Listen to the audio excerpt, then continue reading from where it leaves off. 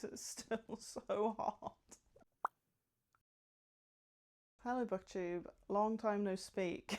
So I had one reading goal for myself in 2026, and that was to read the Odyssey before the release of the Christopher Nolan film on the 17th of July. However, I am in possibly the worst reading slump of my entire life. Some unexpected life events have led to me basically not reading anymore. I read 3 books in the month of June, and that is basically unheard of for me. I read anywhere between like 7 to 11 books in a month on average, so reading 3 is kind of crazy. Not that there's anything wrong with only reading 3 books, obviously, it's just very unusual for me. And I've started so many books and just could not finish them. I was starting print books, ebooks, audiobooks, nothing was gripping me. I ended up rewatching the whole Saw franchise because that was just the only media I could consume, was just horror films.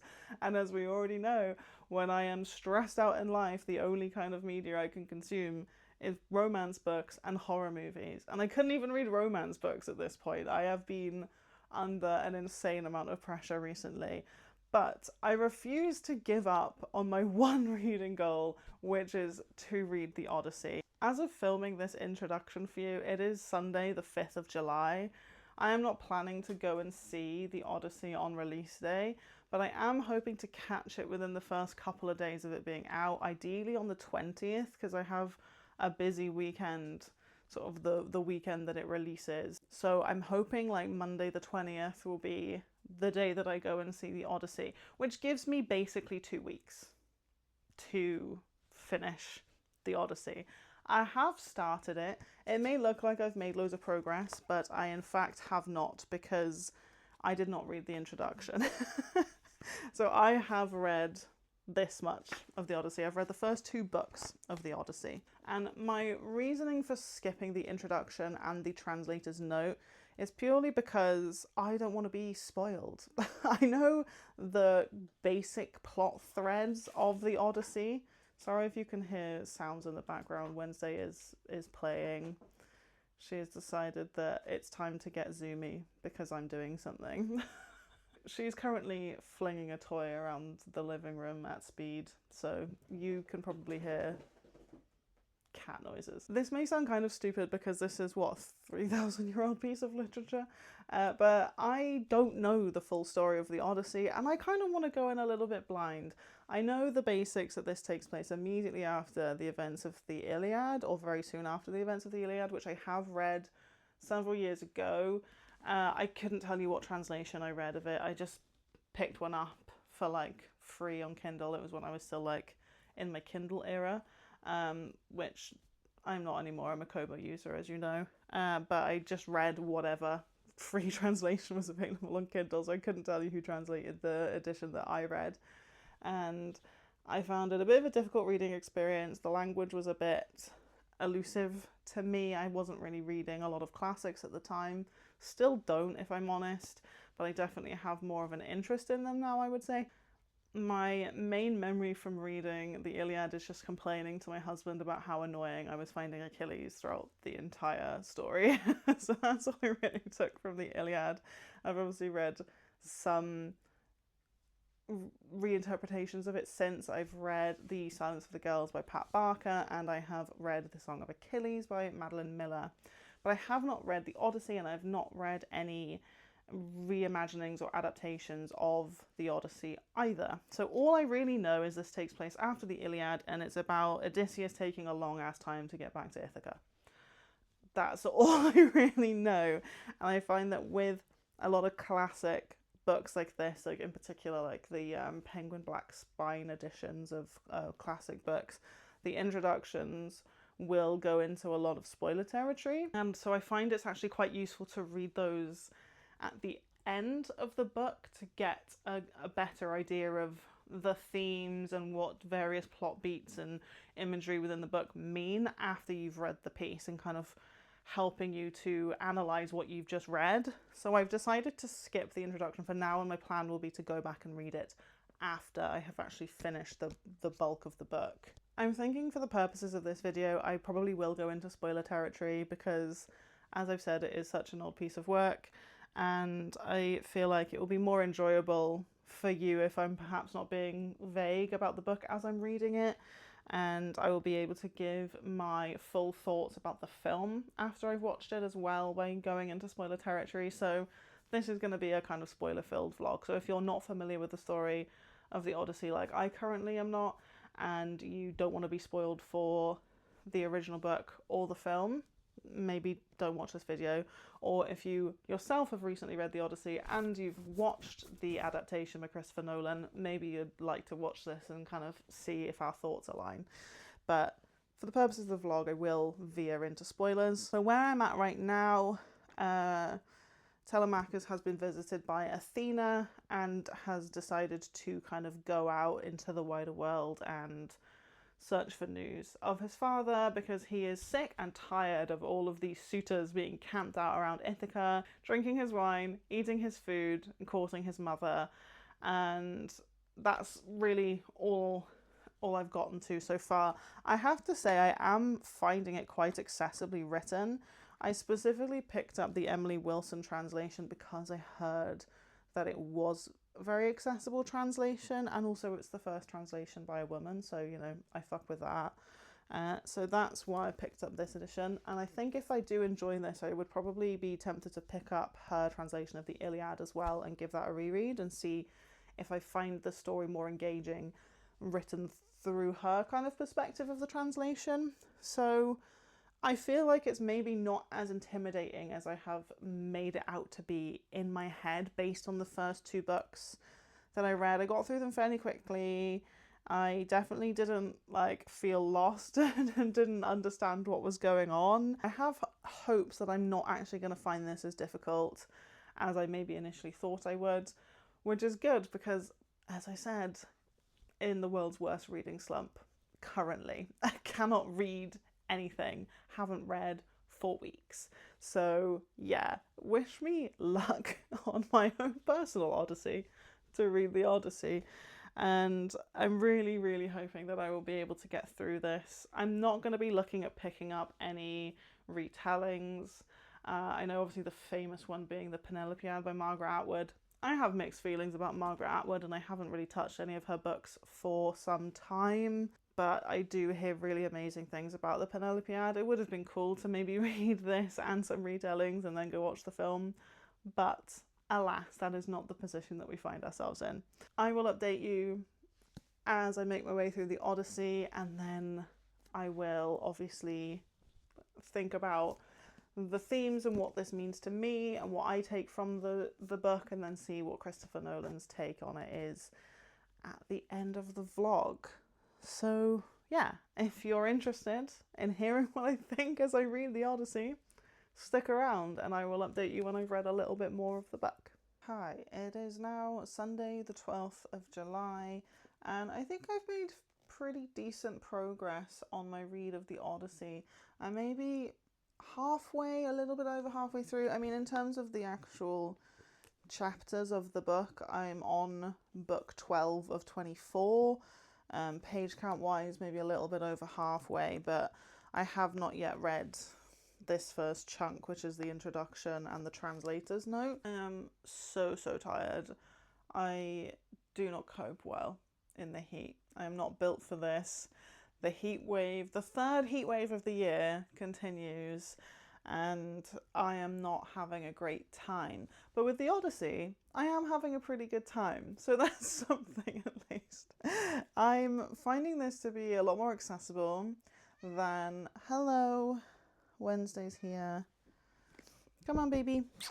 Something that has definitely helped with my reading and has developed my understanding of the story as I've gone through is combining my read with also listening to the Odyssey series on the Let's Talk About Myths Baby podcast by Liv Albert. This podcast kind of breaks down each section of the Odyssey in a very colloquial and comedic kind of way. The delivery is very funny, but Liv also does provide some interesting commentary throughout. One thing in particular that she has noted that I found really interesting and hadn't really picked up on for myself was we start this book in a way that I wasn't expecting. We start where we start at a point where Odysseus has already been on his way back from Troy for about 7 years, and he is trapped on the island of the nymph Calypso.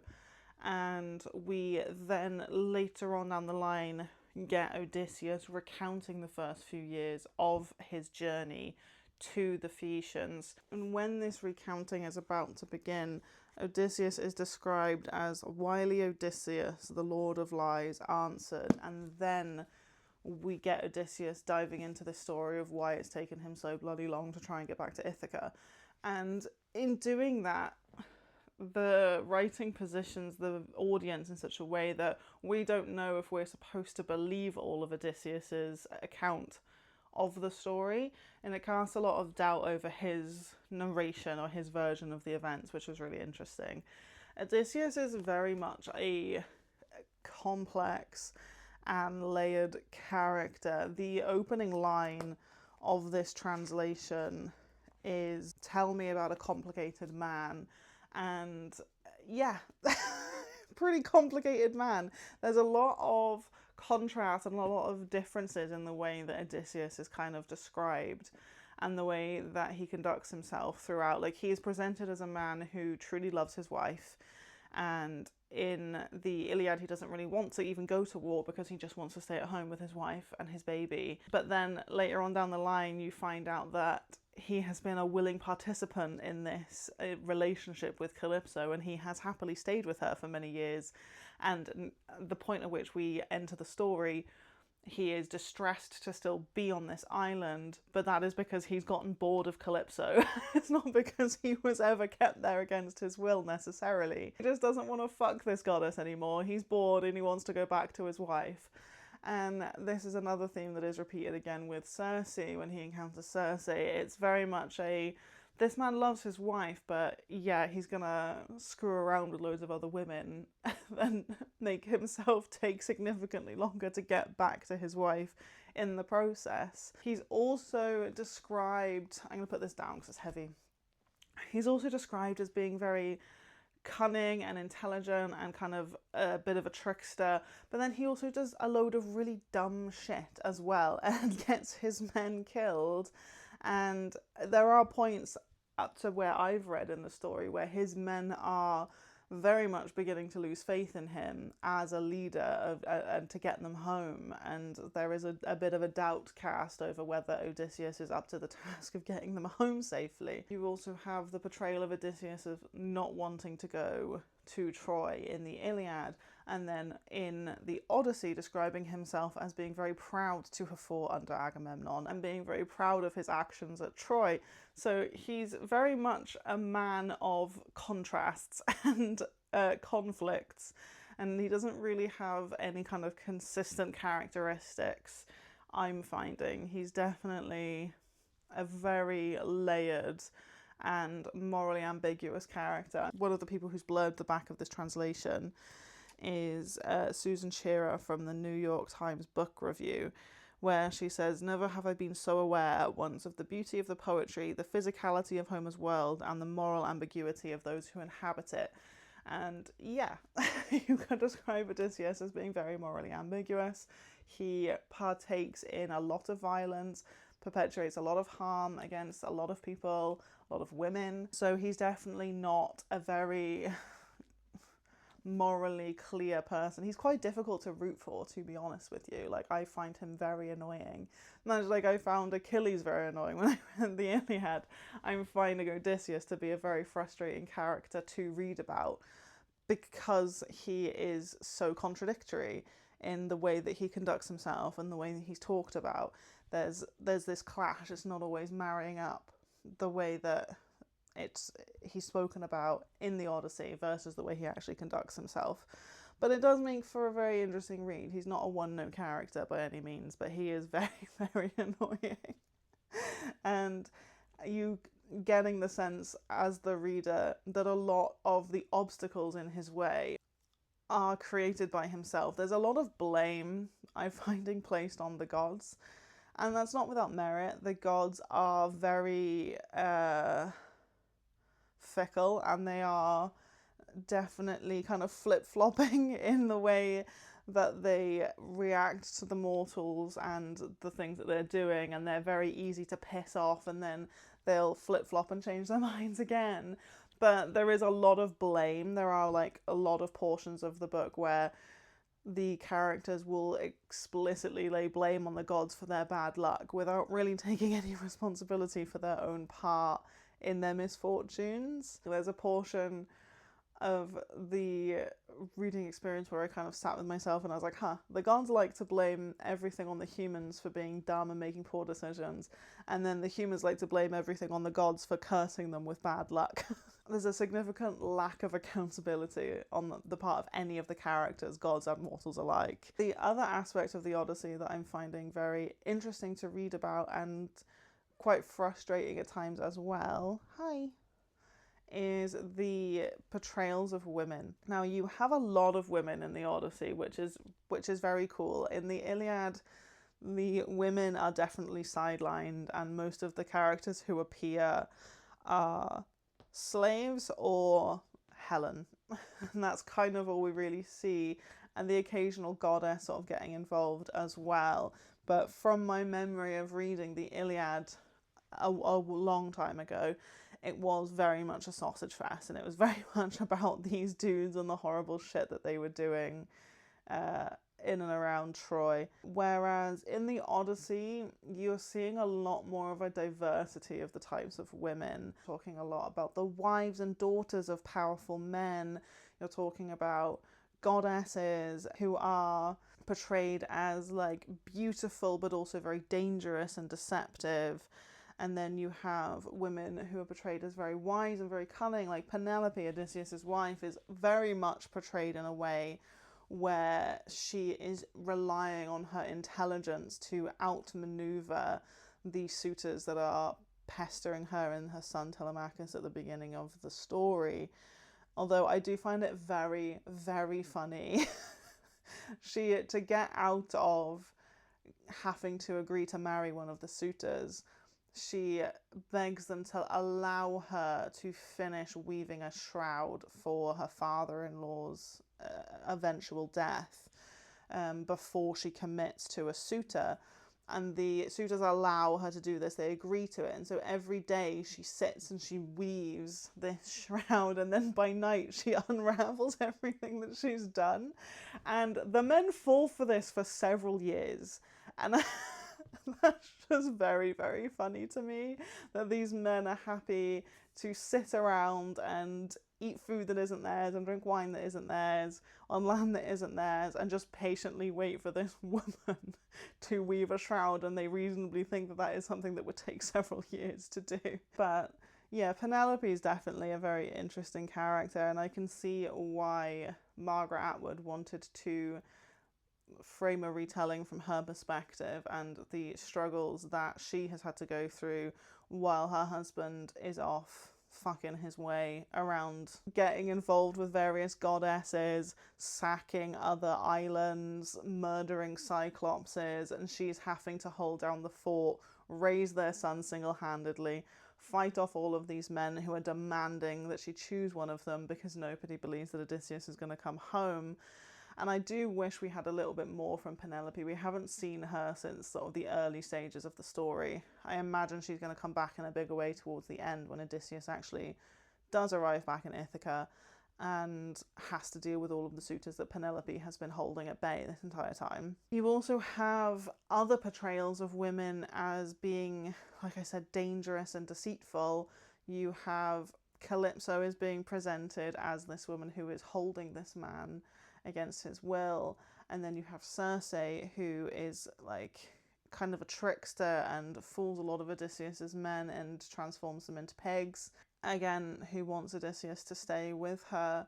You have Athena, who is very much like pulling the strings and putting all of this stuff in motion. Athena makes me laugh because she disguises herself as a man in order to become, someone that the Greeks will take more seriously whenever she comes down to like the mortal world to get involved in goings on. But then after doing whatever she wants to do, she like takes off in the form of a bird, and everyone's like, oh, that's a god. She just can't help herself. She has to show off. And that makes me laugh every time it happens, which has been multiple occasions in the book so far. Then you also have, I've just gotten to the point where Odysseus is in Hades, and he has sort of reconnected with Agamemnon, who is obviously murdered by his own wife on his return from Troy.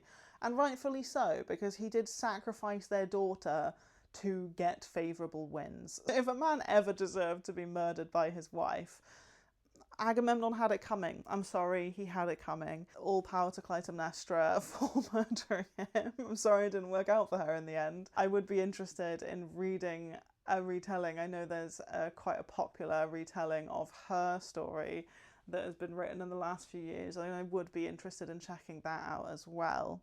But he's sort of railing against this betrayal, and he's talking about how there is nothing more devastating or evil in this world than a woman who betrays her husband in this way. And it's very interesting to me the way that violence conducted and perpetrated by women is talked about in this very grandiose kind of way, where it's like the worst thing that's ever happened. Like, there's one point where I think is it Hermes is warning Odysseus about Circe, and he's like, do not allow her to cause you harm, because she will, when you are naked together, because she will unman you. And it is like, the emasculation of a man being allowed to be harmed by a woman is so despicable. But then you have these very casual references by Odysseus and other people in the book, where like they arrive on this island of, is it the Sacones? And they just like kill all the men and rape all the women. And that's just like a throwaway line, like, yeah, we took their wives. And the way that violence perpetrated by men and violence and harm perpetrated by women are talked about is very interesting. I'm enjoying the fact that there are more women who are developed and treated as more layered characters, because, like I said, that was very much lacking in my previous Greek myth reading experience. Those are my kind of thoughts so far. Like I said, I'm at the point where Odysseus is in the underworld. He is meeting up with all of these heroic warriors who have been killed during the events of Troy or thereafter, and I'm excited to see where it goes from here. I'm having a really good time with it. As you can see, I'm quite invested because I'm tabbing everything up. I only really tend to do that if I'm finding there's a lot of meat to sink my teeth into with a book, and there are a lot of things that I would want to come back to. I don't always tab like everything that I read, but I have found a lot of things tab worthy in my reading of the Odyssey so far. I think I'm making decent progress. As I said, the heat wave continues, so I am too hot to go anywhere or do anything. So I'm probably going to rot on my sofa and read a lot more of the Odyssey throughout the course of today. So hopefully I will get through a decent chunk. Like I said, I'm really enjoying reading this and then listening to an episode of Let's Talk About Myths, Baby, and kind of seeing if there were areas where I failed to pick up on something of significance, or if my reading of the text is aligning with the reading that Liv is sort of portraying to us in the podcast episodes. So that's been a really fun way to read this, and I'm definitely keen to read more myths and listen to more of the podcast sort of in tandem like that. I'd really like to finish this before I go away, so I'm hoping that I can get this done by Friday.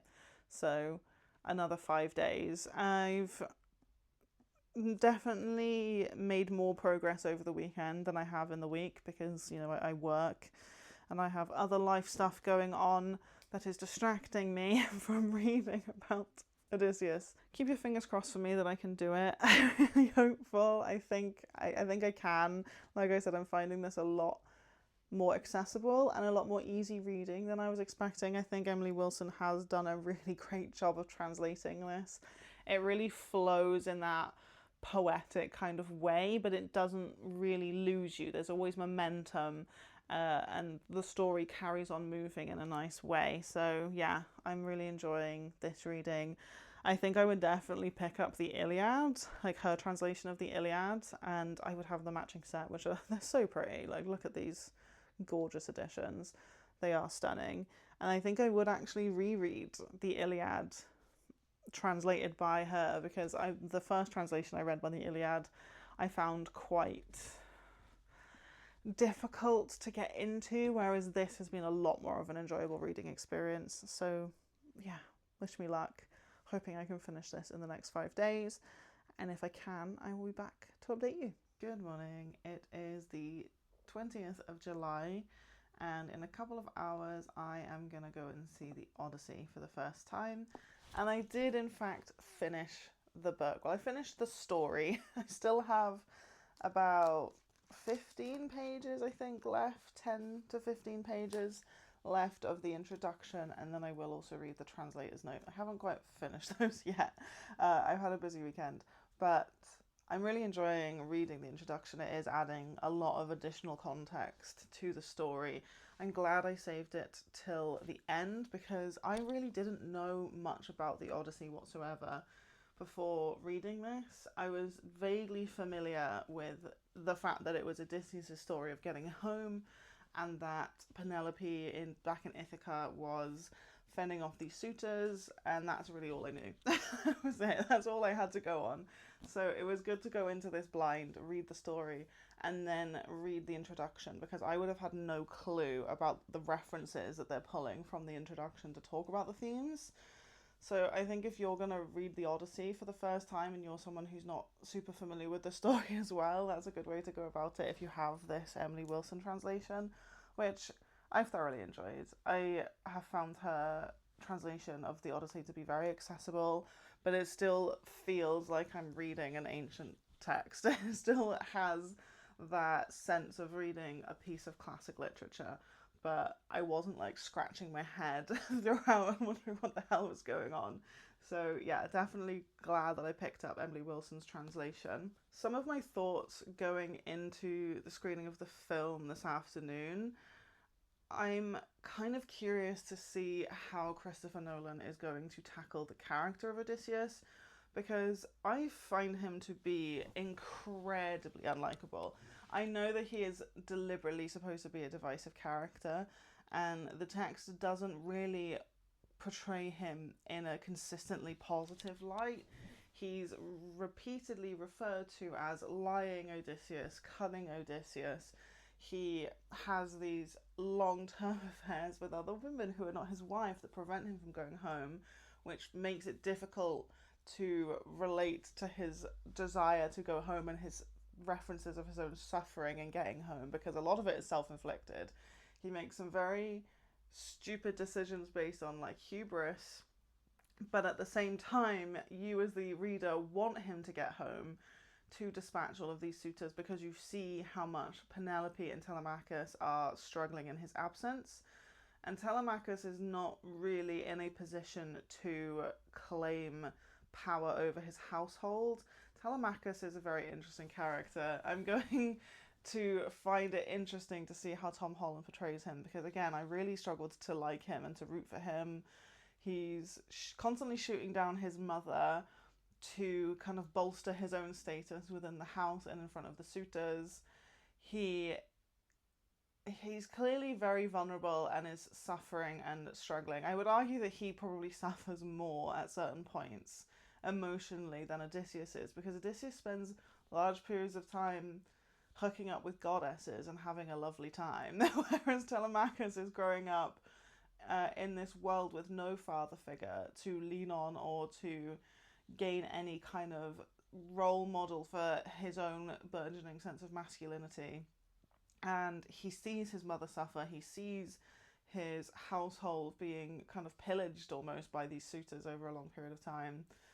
And yeah, you can tell that he definitely struggles a lot with asserting himself and with his emotions. He has these moments where he breaks down, and it turns pathetic, but at the same time you can't help but feel a little bit sorry for him when you think back on the context of his upbringing. The most likable kind of characters, male characters within this, interestingly, are slaves. Like the slave Eumaeus that we meet towards the end of the story is much more stereotypically presented as like a good and noble and moral character because of his love and devotion to Odysseus, which again is very interesting because he is a slave, and this is being written from the context of somebody who possibly owned slaves or was at least in the class of people that were expected to own slaves. So it's very jarring to read this story where a lot of the slaves really love and cherish and adore their masters. But Eumaeus is very uncomplicatedly good, I found, in the book. And he's very loyal, and he is joyous when Odysseus returns home, and he takes him in when he's presenting as a beggar, which is framed in contrast to the way the suitors treat Odysseus when he is posing as a beggar, when he returns to Ithaca. So that was very interesting that the slaves are kind of presented as very good, with the exception of a few who aren't really very well developed within the text.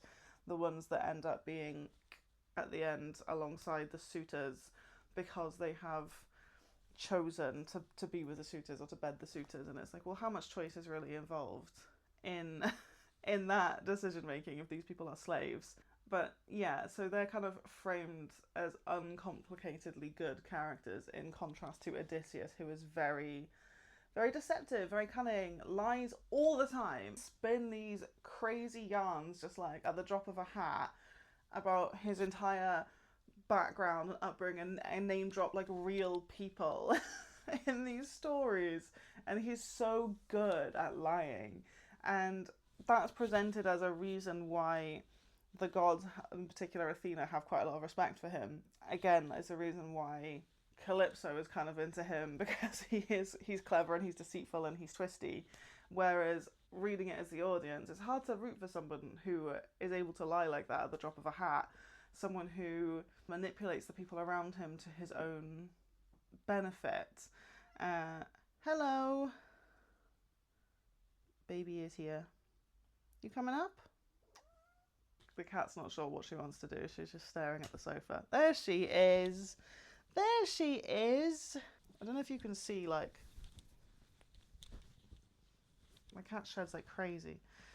And I brush her and I brush her and she loves it. She loves to be brushed. But then the hairs just keep coming and they keep falling out and nothing can stop them. Another thing that I think I'm going to be paying close attention to going into the film is the presentation of women within the narrative and how Christopher Nolan chooses to present and portray the women in the story.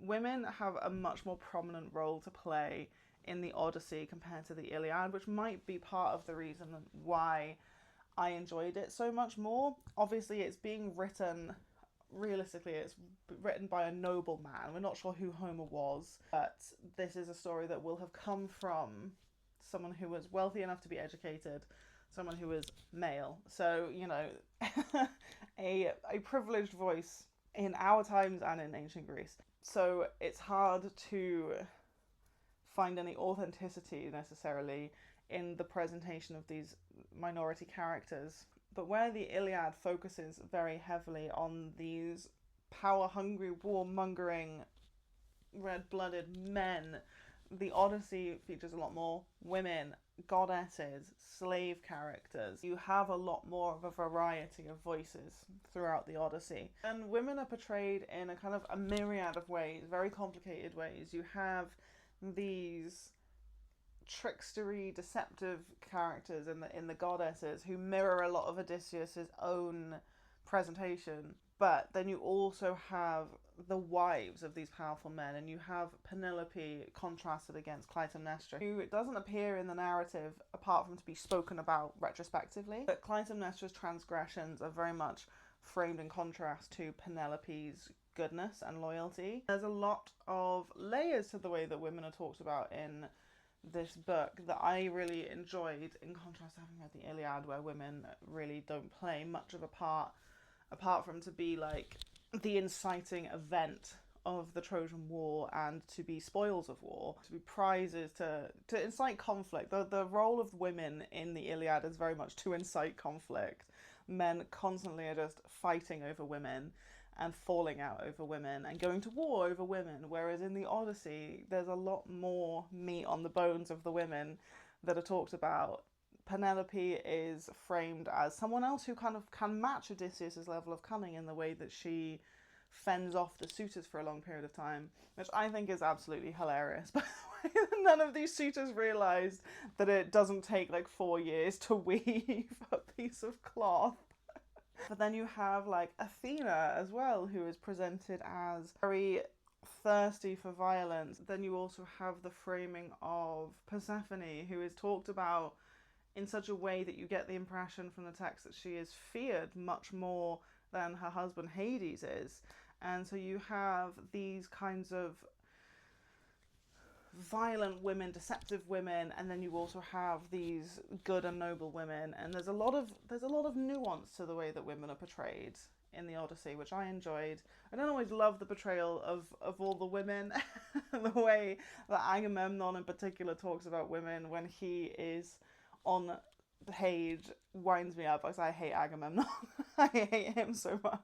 The way he talks about women always winds me up. It did in the Iliad and it did in the Odyssey as well. But I don't know, I think I'm wary going into the film that this is going to be a very surface level depiction that is very glossy and expensive and beautiful to look at. But I kind of have seen this take floating around, and it's something that I think holds a lot of merit, is like, why has Christopher Nolan chosen to retell the Odyssey? And from what lens is he going to frame the narrative, and how is he going to portray the character of Odysseus? Because I think it would be quite disingenuous to present him as a very straightforward hero in the narrative, but I can also see that in a film, even if it is like a 3-hour-long blockbuster film, it would be easy to strip away a lot of that nuance and that complexity to his character and just present him as a man yearning for his family to go home, which is not the case. He is a very violent character in the introduction. They talk a lot about him being a colonizer and a pirate, but like he talks about people who commit piracy in a very negative light, even though he engages in a lot of those same behaviours himself. He's a very violent, very proud of his violence, and he, like I said, makes really stupid, hubristic decisions that cost the lives of his men on the way back to Ithaca. There's a reason he comes back alone, and I would argue that a lot of that is down to his own poor decision making. Some of it's kind of unavoidable, but some of it definitely was not, from my perspective anyway. So yeah, that's kind of where I'm at in terms of going to see the Odyssey. I'm excited for the spectacle of the thing. I think it's going to look incredible, and obviously it's got all of these big name actors in it. Like, everybody under the sun clearly wanted to be in the Odyssey. I don't even know like all of the people that are going to be in it and the roles that they're going to play. I've really tried to avoid seeing much about it. I have been to the cinema quite a bit recently, particularly to watch a lot of horror.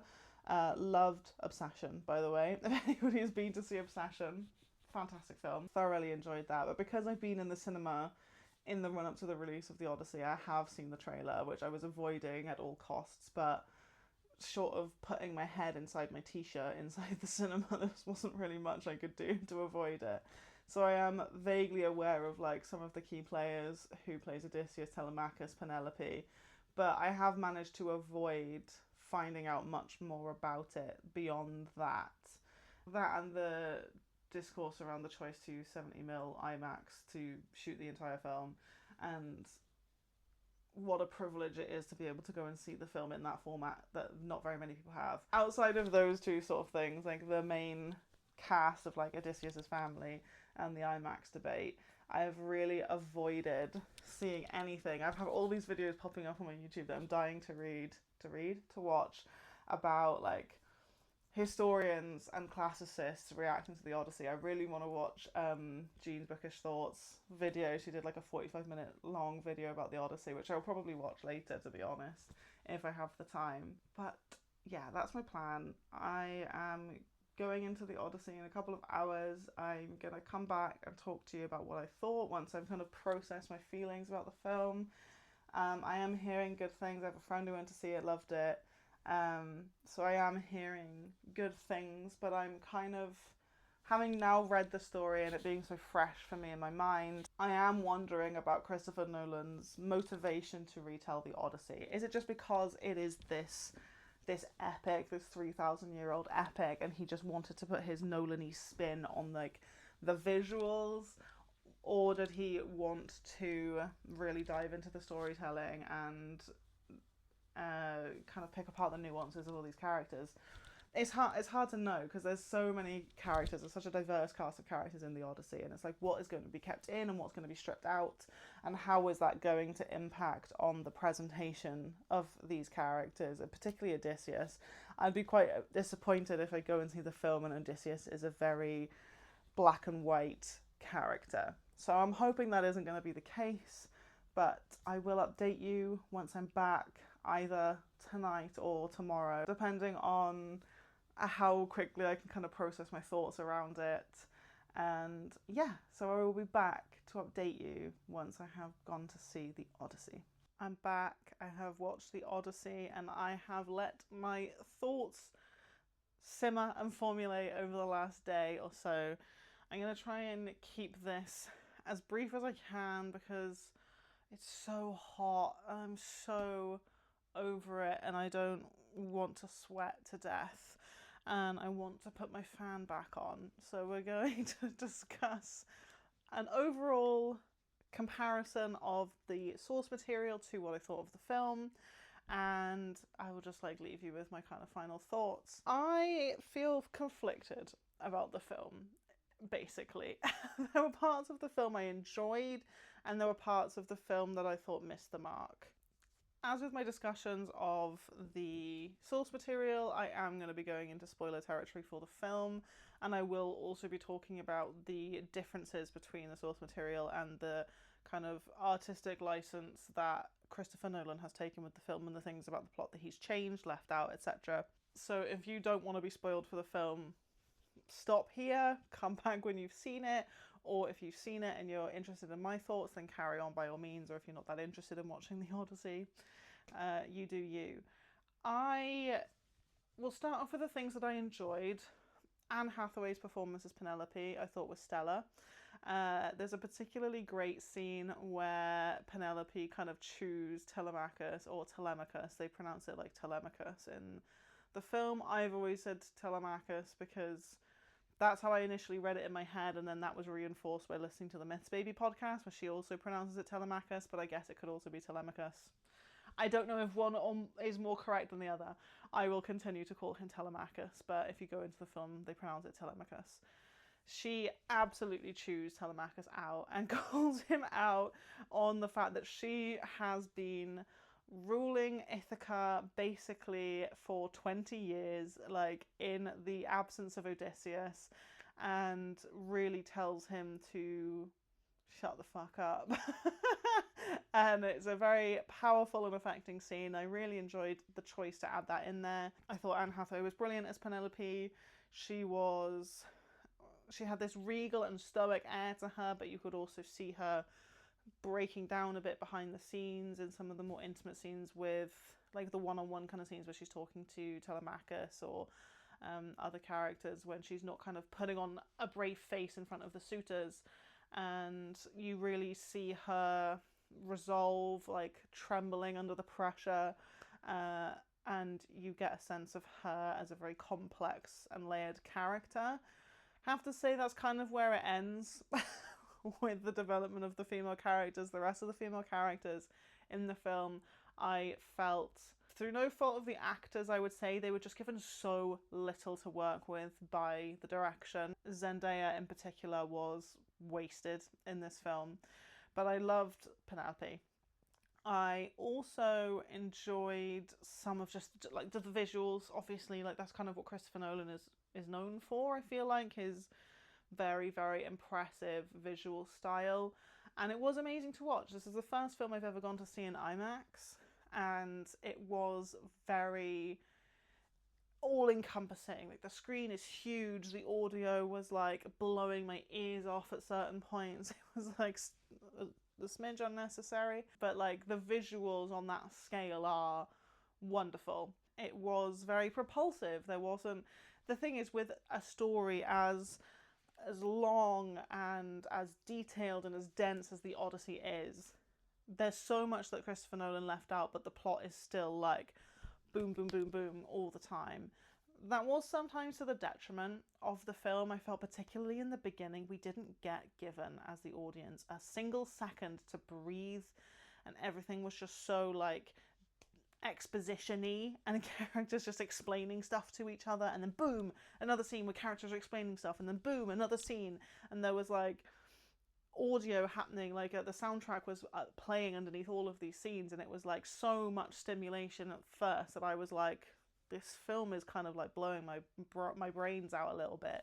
I need a minute to like process what I'm seeing before we just bam are into the next thing. You do kind of get used to that as the film goes on, and it does start to slow its pace a little, I think, but it is a very propulsive and fast-paced watch, even though Christopher Nolan did leave out quite significant chunks of the story. For example, when he leaves Calypso and is on the raft, he washes up in Ithaca. So all of the stuff about the Phaeacians, that is all gone. I enjoyed a lot of the visuals of the war, and the scenes from Troy were quite harrowing to watch. Benny Safdie as Agamemnon in those scenes had such a presence. I had to look it up afterwards to see who actually played Agamemnon, because I couldn't see him. He's always in this really imposing, heavy black helmet and full armor, and he's just huge in comparison to everyone else, and you really got this sense of Agamemnon, even though he's got like 4 minutes of screen time and very little dialogue. He's very much a presence, which I thought was effective. I just wish that Christopher Nolan had maybe given the same amount of consideration to some of the female characters who have a lot more screen time than a character like Agamemnon, and are much more significant in the story of Odysseus in particular than Agamemnon after the events of the Iliad. But yeah, so let's start talking about some of the things that I thought were a bit lacking. So the women, where were the women? The choices that Christopher Nolan made to strip out so much of the nuance around the women. Like, Zendaya is presented, she's Athena, and she is presented as this kind of peaceful, she's always in these like clean, flowing robes, and she just kind of presents herself to Odysseus to like guide him through his journey home and be kind of vaguely cryptic, and we didn't get any of the like showboaty, arrogant, deceitful, clever, manipulative Athena that we get in the story. Like, Athena is an absolute show-off. She cannot help but put herself in disguise as a man always, interestingly, or usually, very interestingly, she's a man a lot. And then she'll come and like be in disguise to like pull the strings of the mortals, and then she'll transform into a bird because she can't help but show off. And it's so funny every time. But she's also aggressive, and she's violent, and she thrives on violence. Like, the introduction of this translation talks about Athena as a goddess of war and how she thrives on this violence and sowing the seeds of violence, and is encouraging Odysseus to violence throughout the story. Then you have Circe, which I was really excited to see Circe on screen, and I feel like they made the decision to lean really heavily into the witch aspect of Circe. She is presented as very witch-like and leans into a lot of witchy stereotypes. She's an older woman as opposed to being young. She's a bit more disheveled and has a witchy kind of outfit and is very dark, and then her home is very like witch in the woods, ramshackle hut kind of thing with weird stuff everywhere, and a crow like in a cage cawing throughout. The scene where she transforms the men into pigs was very gruesome and cool and weird. So I will say I enjoyed that. I was watching it a bit horrified, but I liked that he didn't shy away from the gruesomeness of transforming a human man into a pig. But then they kind of do away with all of the nuance of her relationship to Odysseus. It's wrapped up very quickly, and he outsmarts her kind of without the help of the gods, which obviously is not how things go down in the original story. And there is no romantic or sexual element to Circe's relationship to Odysseus, which I can understand the decision to leave that out. But I think that's one of the things that really adds to Odysseus's kind of complex, morally grey nature. I feel like the decision to remove that element of the story, and he kind of removes that from Calypso's storyline as well, which I'll go into, it kind of cleanses his character a little bit and presents him as less morally grey.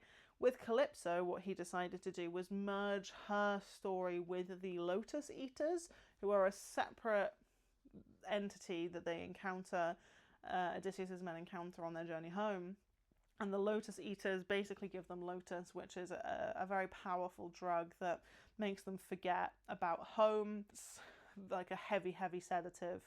And these men who take Lotus and eat Lotus become just like layabouts who just want to sit in paradise and like completely forget about the notion of home.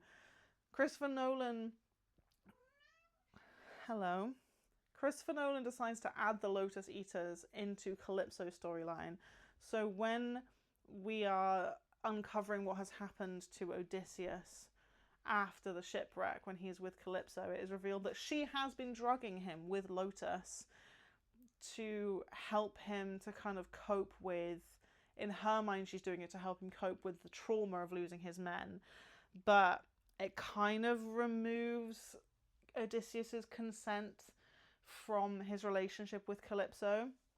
And there is an argument to be made, and Liv Albert talks about this in the Myths Baby podcast, where the way it is sort of presented to Odysseus, you could make a case that he is a victim of sexual abuse and sexual violence perpetrated by goddesses. Hermes, I think it's Hermes, tells him that he must sleep with Circe in order to be able to get his men back. So you could argue that he is not able to consent in that scenario. And with Calypso, obviously she has saved him from a shipwreck, and he's ostensibly trapped on her island because he can't build a raft to leave or anything. But given the way that it's discussed within the text itself, Odysseus is always kind of framed as a willing participant, even though he is subject to the higher power of the gods. He's down to hook up with Calypso because she's this crazy hot goddess, and he is very much presented as being okay with being her plaything for a little while, and it's only when he gets bored of her that he starts pining to go back to Penelope. And again with Circe, he makes the decision to stay with her for a year after the initial instruction by Hermes to sleep with her.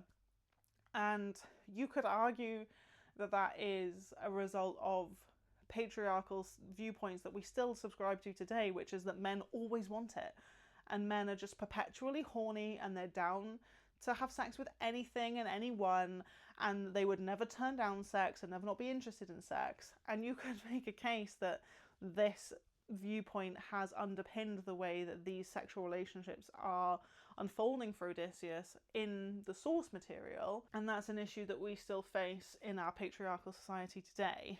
But given that that is the attitude that we are seeing this represented from, Odysseus therefore reads to us as the audience that he's down, he's happy with this. He gets to shag two really hot, powerful goddesses, and then get to go home to his loyal wife and be really wealthy and famous afterwards. So I thought it was a very interesting choice for Christopher Nolan to remove that aspect from Odysseus' character, because it really does paint the Odyssey within the context of this film as much of more of a love story. You see Odysseus remembering as he's finally able to stop consuming lotus flower, he then remembers Penelope and is heartbroken and wants to go to her. And at the end, they ride off into the sunset together and leave Telemachus to be king of Ithaca.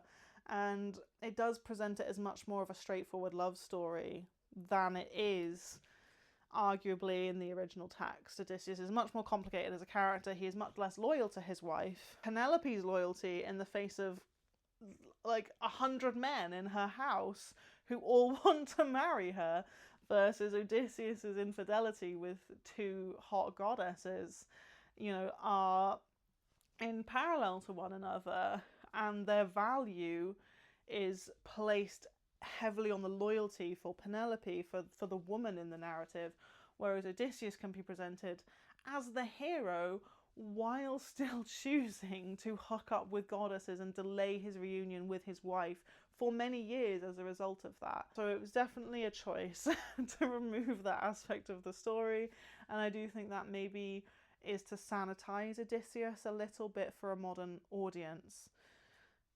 Having said that, however, where Christopher Nolan really does try to inject some nuance and some layers and some moral greyness into Odysseus's character is through the violence of Troy and the violence that he perpetuates on other people. And you see throughout the story that Odysseus is grappling with what has happened. And what he has been a participant in at Troy and the result of the Trojan War. And there's this thread running through the whole film. It's mentioned so often that you could probably do a shot every time someone mentions Zeus's law and be absolutely shit-faced by the end of the film. They're constantly talking about Zeus's law and the idea of welcoming the stranger and not being a bad host and not harming people that appear on your shores needing help. And in the aftermath of Troy, this has kind of gone out the window. Nobody gives a fuck about Zeus's law anymore. And throughout the course of the film, Odysseus comes to realise that he is at fault for that. And what the actions that he undertook at Troy have basically eroded the moral fabric of the world and paved the way for this commonly held belief system about loving thy neighbour as thyself, essentially, has gone. Like, he's paved the way for this to be overturned in public consciousness, I suppose, and he is greeted with violence after violence after violence when he reaches new shores in the film. For example, the Lystragonians and what goes down with Polyphemus, which again, mixed feelings about Polyphemus. I found the scenes with Polyphemus to be very intense and quite scary and quite effective, but at the same time, we lose any of the kind of nuance, and you don't find out that he is the son of Poseidon until they're all in the boat afterwards, and Odysseus' men are like, didn't you hear? He's the son of Poseidon. We're going to be cursed now. And it would have been nice to not have that be just dumped in the dialogue after the action. It would have been cool to actually have them speak to Polyphemus and have that actually play out closer to how it does in the source text. I found that to be a missed opportunity, but the visuals of Polyphemus and the cave itself, it's a very oppressive atmosphere, and I found the visuals of it to be quite good. Yeah, the gods in general and people relating to gods, the only person you see is Athena, and like I say, she is so watered down. The presence of the gods really doesn't feel like it's got much of a prevalence in the story. I have mixed feelings about that. I feel like if you were going to go down that route, why bother adding Athena? And yeah, why have her to be such a sanitized version of who she is in the original story? But if you're going to have a story about the folly of man and what is essentially anti-war propaganda, this film is very, very anti-war. I was not expecting to go into this and come out being like, wow, that was a really strong leftist anti-war message in this film, that it kind of hits you over the head with a little bit by the end. But if you were going to do that, remove Athena from the equation whatsoever. Don't have the gods appear at all and have it be entirely about, actually, we like to blame the gods for the things that befall us, but how much are we actually accountable, or how much are these characters accountable for the things that befall them? How much of that really can be interpreted as the intervention of the gods? My final point that I want to discuss in this update is, like I said, this has a very strong anti-war message in this film. And I enjoyed that perspective, but I did not think Odysseus was the right character to carry that message. Odysseus is a warmonger, and he is someone who profits from war, financially in terms of his own wealth, but also in terms of his honor, his glory, his fame throughout the world. Odysseus is not presented in the text as somebody who regrets necessarily going to war and all of the actions he's undertaken in war. There's a really great quote in the introduction, if I can find it. Odysseus is the hero of his own story, and the poem to some extent glorifies its protagonist and valorizes his claims to dominance. But it also articulates some important questions about the moral qualities of this liar, pirate, colonizer, deceiver, and thief, who is so often in disguise, absent, or napping, while other people, those he owns, those he leads, suffer and die, and who directly kills so many people. In modern terms, we can see Odysseus as a veteran soldier with his own version of PTSD. He is moody, prone to weeping, often withdrawn, and liable to sudden fits of aggression.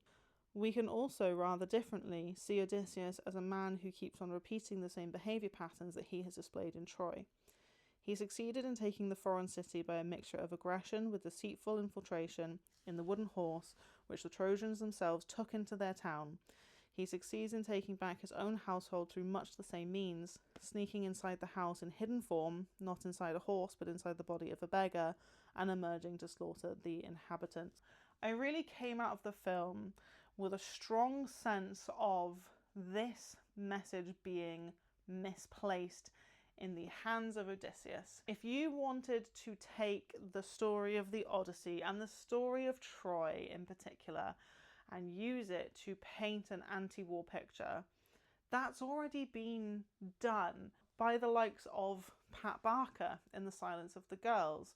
The impacts of this war on women is explored by Margaret Atwood in the Penelopiad. There are so many retellings who focus on the damage and the harm caused by the actions of these men through the perspectives of the people who are most harmed by it, through the women, through the people that they own, the people that they trade, the people that they use for their own sexual gratification. And I just couldn't help but feel that this was very much like a privileged white man's view of war is bad. And I just don't feel that Odysseus's character is the right vehicle for that message. If you wanted to tell the Odyssey with an anti-war sentiment, there are so many people in here who are harmed, significantly more than Odysseus is. And yes, it's nice to see somebody who wants to atone for the bad shit that they've done. But is that really the Odysseus that we are presented in the story? I'm not so sure that it is.